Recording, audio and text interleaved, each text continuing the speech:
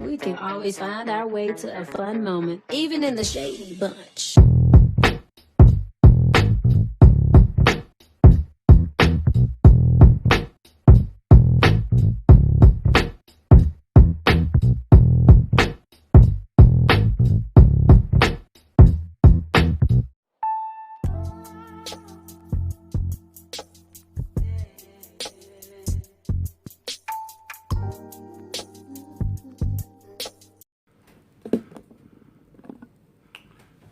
What it do, girl?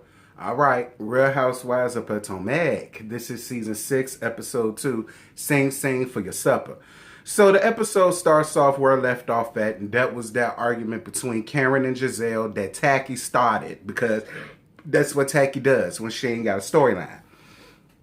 So Mia chimes in saying that she's a good judge of character, and from what she sees of Gizelle, she has a beautiful heart, and Wendy is confused by where Mia's loyalty lie. And I have to agree, Mia, you're not a good judge of damn character any two times you sitting up here saying this raggedy, tacky, heartless bitch has some type of heart. That bitch wronged everybody on that cast in one way or another, including her kitty clicking sister, who always puts herself in the bullseye ring for her. Even Robin, all right? That nigga in the damn dress. You understand me? Like, Mia, girl, you been around for 5 seconds and now you sitting up here thinking that you go tell somebody who got a good heart and who don't. Girl, go busy yourself, Mia. Mia, go busy yourself. Anyway, so Karen brings up Karen brings up where she feels, Karen brings up where the problems between her and Gizelle arose for her. And she brought up a time where basically Gizelle made some type of comment about he would be 6 feet under before her looks fade. And Karen took that as her wishing death on her husband. Now, don't get me wrong. Is it a bit much? And is Karen reading way too much into it? Absolutely.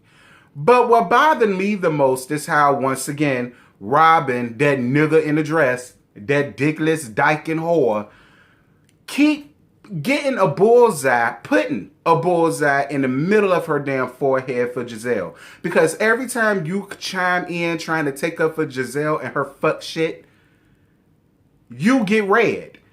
Just like when Karen basically alluded to the fact of, girl, please, your husband is fake. Your marriage is fake. It's a sham. You're not really getting married. She's asking you when you having your wedding, you talk about something after COVID. Girl, it ain't no such thing as after COVID. Girl, COVID is here to stay. Either your ass is going to get the damn vaccine or you ain't, bitch. It's just like the cold. It's just like the flu. It's just like West Nile. It's just like pneumonia. It's just like new shit that done came out here, girl. What the hell is you talking about? And you could still have a damn wedding. COVID shouldn't have to stop anything. Nah, you bitches ain't getting married because he don't want you no more than you bit more want him, child. Girl, go busy yourself. Be right back. All right, you guys. So, Mia calls out Wendy for not being real about her ass job. Wendy, I have to totally agree with Mia. Everybody won't dumb. People already knew you was NASA tall all last season, to now you got a little bit of ass, girl. You should have went on ahead and just told the truth. Mia upped you one on that one. So then we see a little bit of Mia. Mia has a husband whose name is Gordon, and she has 3 kids. Her oldest is from a relationship that she was in previously, and she has 2 from her husband. And in the middle of that, she's talking on the phone while trying to make breakfast for her children or whatever. And her husband was just sitting around there trying to act like he wasn't once in her damn shoes and trying to tell her how she's supposed to handle her kids and how she can't be on the phone handling business and cook at the same damn time. And I'm like, yes, the total hell you can. Yes, you can. Yes, you can. It can happen because I've seen it happen. It's called multitasking. You know, I don't like when guys do that. You set up and you work just as hard as she did, took as many phone calls as she did, and this, that, and this. Now the shoe was on the other foot, and it's kind of like you're trying to like almost make her feel bad for doing there or doing that or whatever the case may be. And it was just, I don't know. Maybe it's because of his age. I don't know. I ain't going to give him too much. All right, I ain't finna get his old ass too much. I'm gonna see what he gonna have, but I really ain't like that. I'm just gonna be honest. All right, girl, I'm back. So Candiace is shooting a pilot for some for some damn BET, Lifetime, Hallmark, damn Netflix based ass show, child, somewhere in Maryland. I will say this. Candiace, I saw you on an episode, the family reunion, I think it's called. I think it was the family reunion. With Tia and Kenya that was up there, and you were not bad at all. Excuse me. Y'all, Candiace is very talented. Okay, Candiace can carry a tune. Okay, Candiace can give a little yang yang yang around the house. And she actually is not bad as an actress. She's not. Like, I don't know why y'all feel like I hate Candiace or don't like Candiace, because that's not the truth at all. I get Candiace together when I have to get Candiace together. But at the same token, I don't hate or dislike Candiace to a point where I can't sit here and go up and acknowledge the fact that the girl has talent. A lot of y'all need to get the hell up out of y'all damn bag when it comes to these women, because none of you bitches know them. And none of them bitches know y'all. Okay? I really want some of y'all to calm the fuck down. Be adults about the situation. You understand me? Like, teenagers know the difference between jokes and gags and reads and don't get into their feelings about it, because this is just what it is. You understand me? Like, be adults. Be grown. Anyway, Candiace talks about Chris being her manager now, saying that he has time for it. Of course he does, because he ain't got time to do shit else.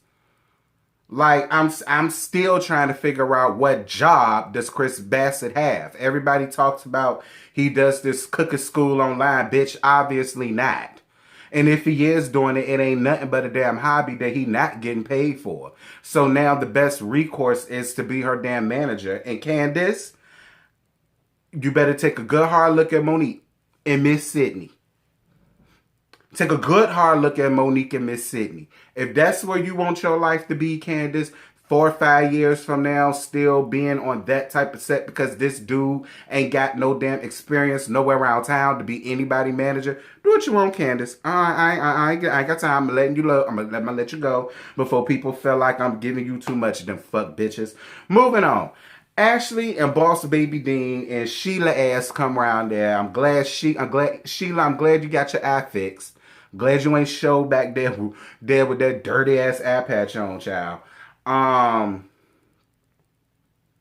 Ashley, we don't want to hear anything about you and that sexual deviant sex life. Like, we don't care. We don't care, girl. We don't care about him fucking you in the ass because he prefer to fuck you in the ass. It has nothing to do about your coochie hurting or whatever the case may be. Nah, he don't want that. He don't want the wet. He want that badussy. You understand me? That's what he's into, and that's why he wants to fuck you in your ass. But that's neither here nor there. Girl, we don't want to hear about it. We don't want to hear about it. We don't want to, girl, Michael, then child is bad enough you allowing him to skeet his old ass worms in you. You know what I'm saying? And, oh, Lord, Ashley, find a better storyline, sis. Because this shit that you and old ass Michael got going on, girl, we don't care. Moving on. So, Tacky and Dickless, child. So, Dickless claims that it was her very first time going down to Gizelle's barnyard since she got that West Wing added on it.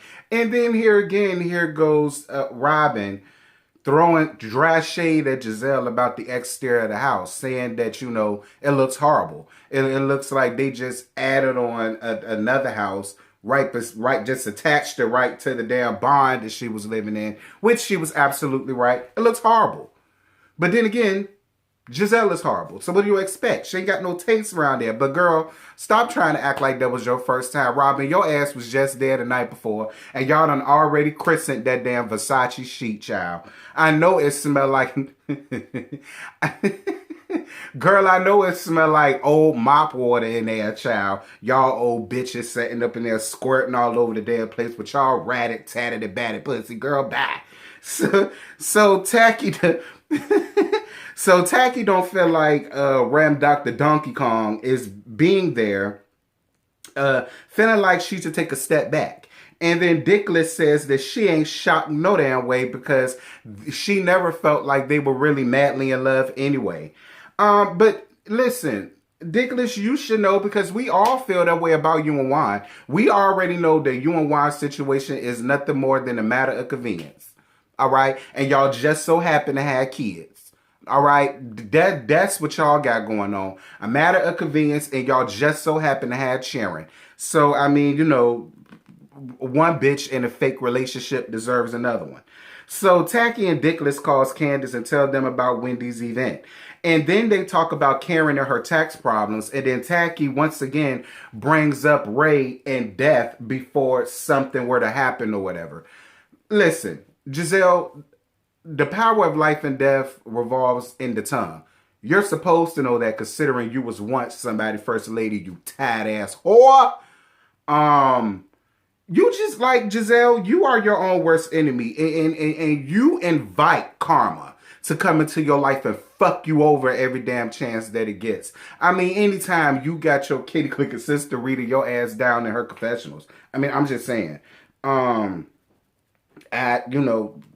and as far as Robin and her house, girl, her house is very mediocre compared to the house that Karen lives in. And let's not forget, Karen is the only one out of all of y'all that really live in Potomac. And not including Monique, because let's not forget, her and Monique are neighbors. Moving on.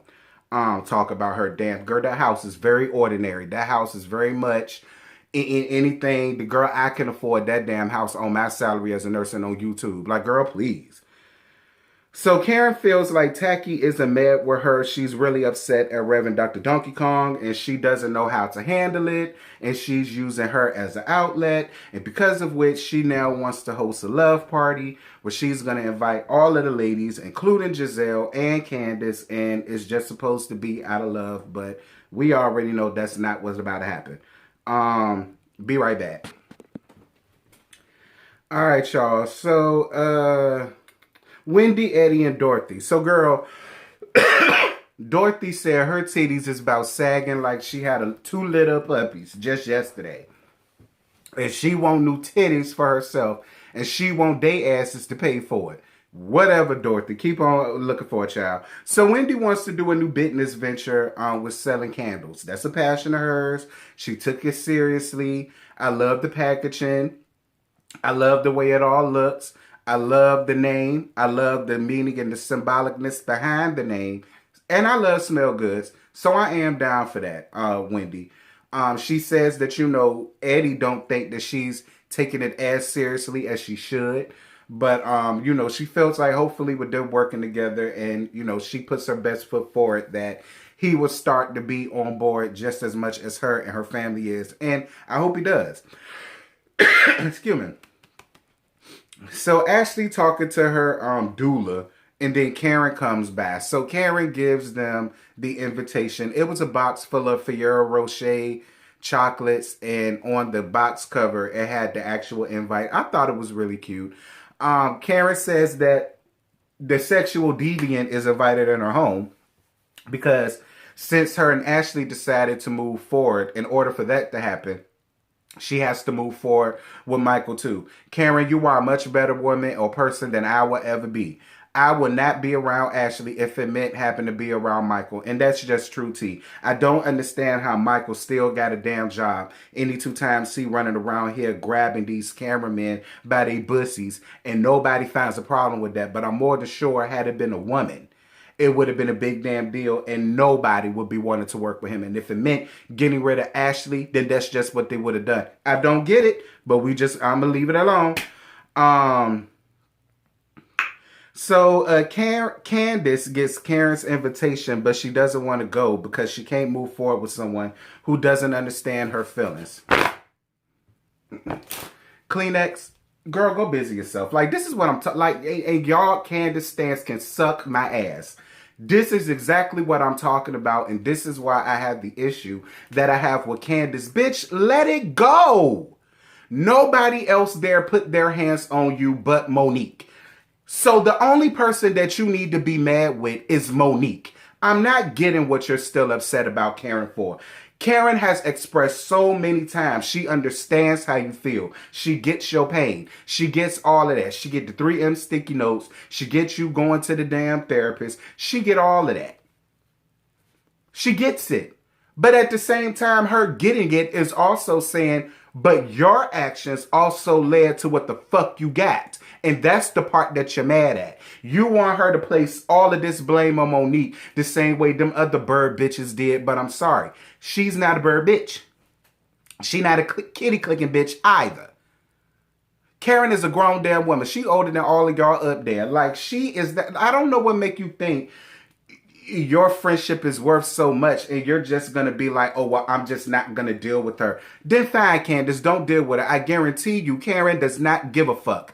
Karen is going to get to a point where she no longer cares and she's no longer interested in trying to make something right with a little ass girl, because that's what you are at this point.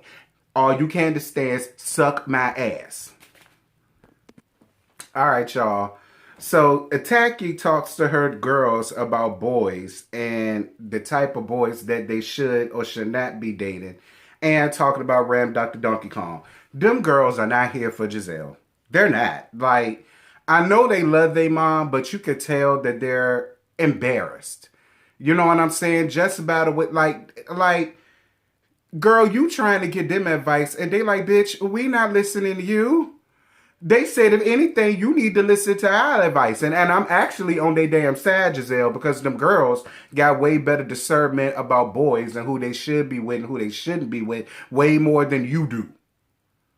I am glad that even though you simple as all get out, that at least none of that followed your daughters. I am glad about that. I'm so glad that you're going to reap your goddamn karma and it's not going to fall on those girls, because those girls got a really good head on their shoulders. Any two times they like, girl, please, you can't tell us nothing from Nathan. You can't give us advice about a goddamn thing. Period. Anywho, so the love luncheon. So everybody but the two kitty clicking bitches show up. Which I'm not surprised. Like, y'all even got Juan sitting over there when she saw it talking about some, such a stank face. Oh, I'm not going. Oh, why, nigga in the dress? Why? Because she read you down? That's your fault. You was the one who jumped yourself and interjected yourself in something that had absolutely nothing to do with you and everything to do with Robin and Karen. I mean, with Gizelle and Karen. All you had to do was allow Gizelle to sit in the hot seat and sit in the fuck shit that she has caused and done to all of these women. So I'm not understanding what you all in your feelings about. Robin, you had no reason not to show up. You just should have chalked it up to the game. You got yourself involved when you shouldn't have, and you got read down for it. Oh, well. Like,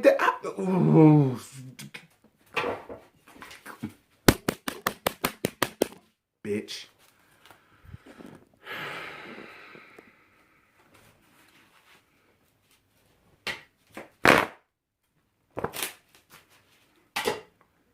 Anyway, so Candiace and Chris show up. Candiace says that she's coming into this hoping to show that she's being open-minded and being open to making things right with Karen, but her back is still healing from the knife that was in it.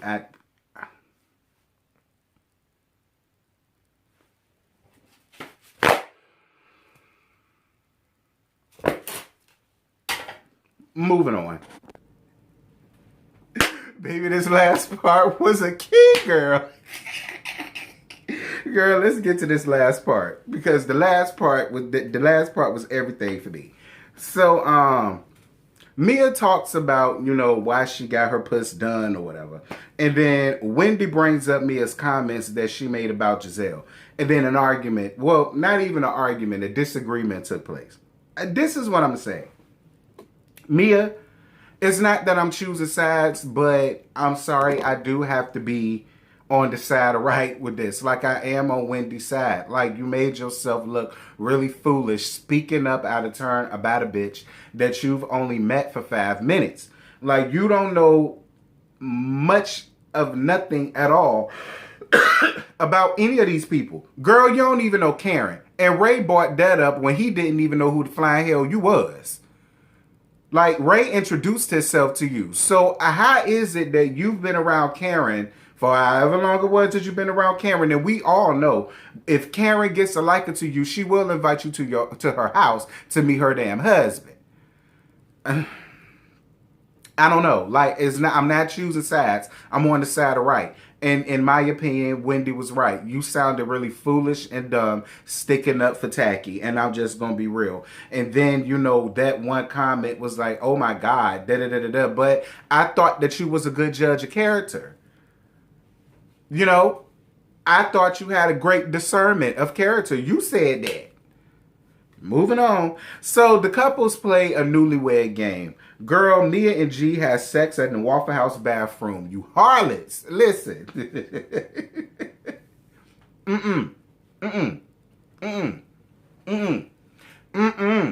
I leave that to them 18, 19, 20, 21, early to mid 20s type of girls. I leave that to them, okay? Because I'm classy and sophisticated, okay? My mama whole urn would turn over on its damn top if my mama knew that I'm 33 years old having sex in the damn Waffle House bathroom. Child, I know y'all laugh. Anyway, Mia and G will have sex with Karen. Dear Lord God Almighty. Like, well, Karen, there you go. Listen, Gizelle ain't all the way. Gizelle ain't...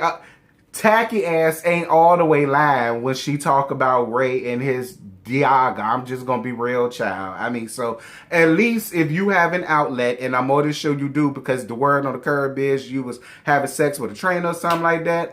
I mean, I don't know that's what they said, Karen.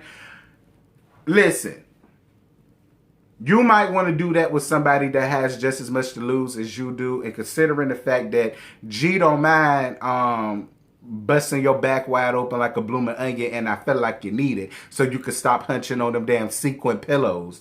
And Mia don't mind, carpet munching with you, Karen. Hey, you getting the best of both worlds. You getting dick and puss. I mean, I'm just saying. Ray said that he would have sex with Katie. Ray, I don't even think you jack off no more. I'm just gonna be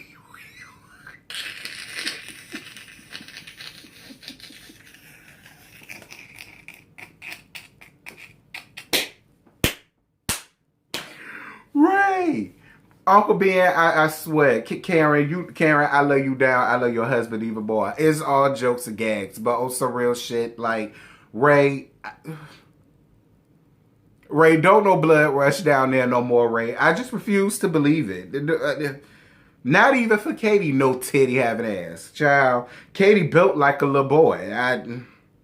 Anyway, Mia and G met at the strip club, and Mia said that she was a bartender. Girl, please, your ass was a damn stripper. You was shaking ass, to get to where you are today. Now, I ain't mad at it because, listen, you went from shaking ass to shaping ass and getting ass in shape and backs cracked down to your chiropractic, situations. Listen, no shade, girl. It's all good. If you threw it in a circle for a real nigga one time, girl, just say that. The girl don't nobody care. Anyway, that's all I got. I ain't got no more to give y'all because this is running a little bit too damn long. Y'all, this was a lot, child. But this was a good episode, especially them daughters getting Gizelle ass together. I was all here for that. Trying to give them young ladies advice. Bitch, I would much rather them take advice from Husseline than sit up and take advice from you or Donkey Kong for that matter. Girl, I'm gone. Bye.